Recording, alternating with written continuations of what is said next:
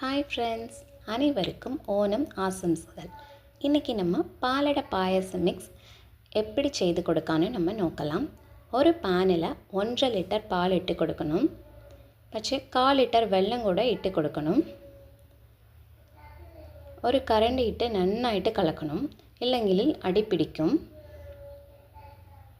நன்னாயிட்டு பால் கொதிச்சு வர சமயத்தில் நம்ம பாலடை மிக்ஸை அதில் இட்டு கொடுக்கணும்.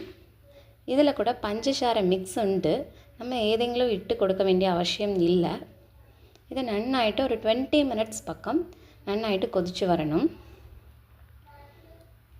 இது ஒரு அடிபொலி பாயசம் மிக்ஸான இது ரைஸ் பாலடை மிக்ஸான நன்னாயிட்டு கொதிச்சு வர சமயத்தில் കുറച്ചും கூட நம்ம கீ இட்டு கொடுத்தா டேஸ்ட் அடிபொலியான உண்டு. நீங்களும் கூட இது மாதிரி செய்து நோக்கிட்டு பாருங்கள். ஹாப்பி ஓணம்.